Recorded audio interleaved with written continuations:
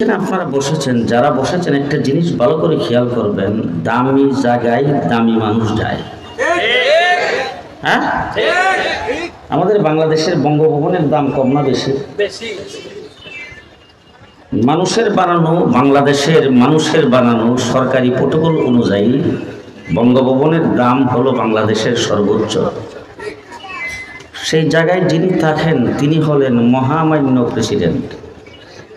ওনার দাম কম। ওনাকে পাহারা দেওয়ার জন্য 23,000-এর প্রেসিডেন্ট রেজিমেন্ট গার্ড। কথা বলেন ঠিক না? আজকে যদি প্রেসিডেন্ট একজন দামি মানুষ, তিনি যদি আপনাদের দিনাজপুরে কোথাও আসেন, তাহলে আপনারা লক্ষ্য করে দেখবেন চতুর্দিকে পুলিশ। হ্যাঁ, আশেপাশে কোনো বিল্ডিং থাকলে ছাদের উপরেও পুলিশ। বিল্ডিং যেখানে নাই সেখানে বাঁশ দিয়া টাওয়ার বানায় হিরের উপরে পুলিশ। কি কারণ? সর্বোচ্চ দামি মানুষ, এই জন্য ওনাকে শুধু নিচ থেকে পাহারা দিলে হবে না, উপরেটাও পাহারা দেওয়া লাগবে।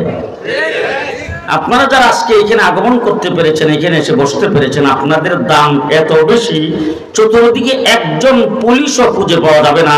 আল্লাহ পাকের নূরের তৈরি ফেরেশতারা একজনের কাঁধে আরেকজনে বসে জমিন থেকে আসমান পর্যন্ত পাহারা। সেই পাহারার বেষ্টনীর ভিতরে আপনারা আছেন খুশি না মেজাজ? আমি আসলে খুব অসুস্থ শরীর নিয়ে আমি গোলাপবাগ মাদ্রাসা এখানে আসার পরে জানতে পারলাম যে এখানে আমি আরও আসছি আগে। কিন্তু মাদ্রাসার নামটা আমার আগের থেকেই মুখস্থ, এটাও আমাকে বলা হয়নি, আমি জানি না। আমার বিআই হযরত মাওলানা খুরশিদ আলম কাসিমি দামাত বারাকাত উনি আসছেন, এবং আমার জামাতা আমাকে দাওয়াত করেছেন, এবং আজকে বলতে গেলে ঢাকাতে অনেক কাজ ছিল, জোরপূর্বক আমাকে ধরে এখানে নিয়ে আসছেন। আমি গত 3 দিন আগে হাসপাতাল থেকে রিলিজ হয়েছি, আমি খুব অসুস্থ, যার ফলে ভূমিকাবিহীন 2-4টা কথা আমি আপনাদের সামনে বলতে চাই। মাহফিলের ভ্যানবিলে সর্বপ্রথম লেখা আছে হেফজ ও ফারেক ছাত্রদের দস্তারবন্দি উপলক্ষে আজকের এই মাহফিল। আপনাদের এই দিনাজপুর শহরে কলেজ নাই? কলেজে এই ধরনের বাৎসরিক মাহফিল বৎসরে কয়টা হয়?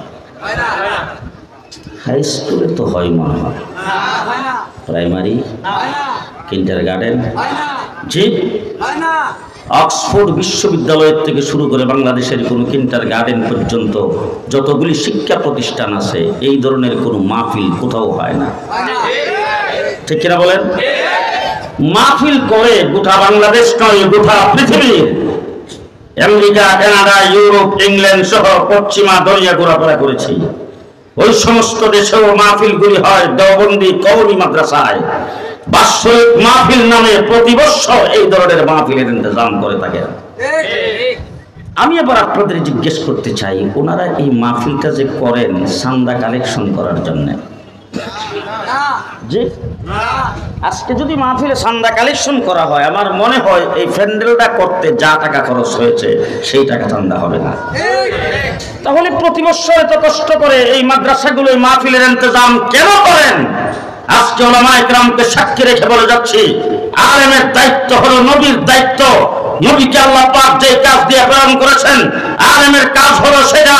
নবীকে প্রেরণ করেছেন আল্লাহ পাক সর্বস্তরের মানুষের কাছে দ্বীনের দাওয়াত পৌঁছে দেওয়ার জন্য, সর্বস্তরের মানুষকে দ্বীন শিক্ষা দেওয়ার জন্য। সুতরাং আলেমের দায়িত্ব হলো নবীর দায়িত্ব। মাদ্রাসায় যারা ভর্তি হয়েছে, যাদেরকে হাফেজ বানিয়েছেন, যাদেরকে আলেম বানিয়েছেন, তাদেরকে দ্বীন শিক্ষা দেওয়ার দায়িত্ব উলামায়ে কেরামের নয়। উলামায়ে কেরামের দায়িত্ব হলো সর্বস্তরের মানুষকে দ্বীন শিক্ষা দেওয়া। এই জন্য এই ধরনের মাহফিলের ইন্তজাম করে আম জনসাধারণকে দ্বীন শিক্ষা দেওয়ার ব্যবস্থা করা হয়। ঠিক কিনা বলেন? আমি অত্যন্ত একজন ছোট মানুষ, নালায়েক মানুষ, আপনারা আমাকে দাওয়াত করেছেন কিনা? পোস্টারে নাম নাই তো? আছে। এরপরে আমাকে বিমান ভাড়া দিয়া তারপরে গাড়ি ভাড়া করে এখানে আনছেন। আমাকে এই স্টেজে সম্মান দিয়ে উঠেছেন। মানুষটা আমি খুব ছোট, আমি এখন মাইকের সামনে দাঁড়িয়েছি, আপনারা মানেন আর না মানেন, আমি হইলাম ওস্তাদ। আমি আপনারা যারা আছে সবাই কয় না জি, আপনারা সবাই ছাত্র, কথা কি মনে থাকবে? সুতরাং উস্তাদ ছাত্র যেইভাবে পড়ায় আমি আপনাদেরকে সেইভাবে কয়েকটি কথা বলতে চাই। একটা মাদ্রাসার মাহফিল, এই মাদ্রাসাটার গোড়া কোথায়, এটা কোথায় থেকে আসছে, কোন জায়গার থেকে এটার সৃষ্টি, এটা সর্বপ্রথম উৎপত্তি কে ঘটাইছেন, কোথার থেকে এটা উৎপত্তি হয়েছে, কোন জায়গার থেকে আসছে। আজকে যদি আমার বাংলাদেশের কোনো শিক্ষিত লোককে জিজ্ঞেস করেন তুমি যে শিক্ষায় শিক্ষিত হয়েছে তোমার শিক্ষাটা কোথার থেকে শুরু হয়েছে, কেউ বলবে বাংলা একাডেমির থেকে শুরু হয়েছে, কেউ বলবে বিশ্ববিদ্যালয় বোর্ডের থেকে শুরু হয়েছে, কেউ বলবে রবীন্দ্রনাথ ঠাকুর থেকে শুরু হয়েছে, কেউ বলবে ইমুক ব্যক্তির থেকে শুরু হয়েছে। ও আমার ভাইরা, কোন কলেজ ইউনিভার্সিটির গোড়া তালাশ করলে পাওয়া যাবে না, অক্সফোর্ড বিশ্ববিদ্যালয়ের গোড়া তালাশ করলে পাওয়া যাবে না।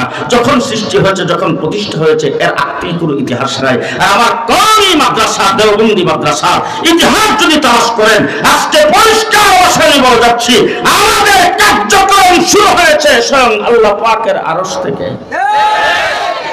হযরত ইব্রাহিম আলাইহিস সালামের নাম তো জীবনও শুনছেন না? বলেন তো দেখি, ইব্রাহিম আলাইহিস সালাম আমাদের কি লাগে? একটু ডাইনে বামে থাকে, প্রত্যেকে চার চার সাইডের লোকটারে চিনেন তো? যদি কোনো ব্যক্তি কথা না বলে মনে করবেন হ্যাঁ কাওয়া কাদারের দলের লোক। ইব্রাহিম আলাইহিস সালাম আমাদের কি লাগে? জি, মুসলিম জাতির পিতা হযরত ইব্রাহিম আলাইহিস সালাম। এটা মনে হয় এরশাদ সাহেবের আমলে সংসদে বিল পাস হয়েছে। জিয়াউর রহমান করছে? খালেদা জিয়া? কে করেছেন? জি, কে করেছেন? আচ্ছা, কতদিনের জন্য হযরত ইব্রাহিম আলাইহিস সালাম মুসলিম জাতির পিতা? জি, পৃথিবী কিয়ামত পর্যন্ত প্রত্যেকটা মুসলমানের জন্য মুসলিম জাতির পিতা হযরত ইব্রাহিম আলাইহিস সালাম। এখন জাতির পিতা কেউ নিজেরা বানিয়ে যদি চাপায়া দেয়, তাইলে এটার বিরুদ্ধে মিছিল হয়, এটার বিরুদ্ধে স্লোগান হয়। কি বলেন, ঠিক না ঠিক? আর এটার বিরুদ্ধে জাতির পিতা তাকে বলবে, তাকে জুতার পিতা বলে স্লোগান হয়, তাদের বিরুদ্ধে প্রতিবাদ হয়। কিন্তু মুসলিম জাতির পিতা হযরত ইব্রাহিম আলাইহিস সালাম আল্লাহ ঘোষণা করেছেন, তার কোনো প্রতিবাদ নাই। আছে কোনো প্রতিবাদ? কতদিন চলবে? কিয়ামত পর্যন্ত।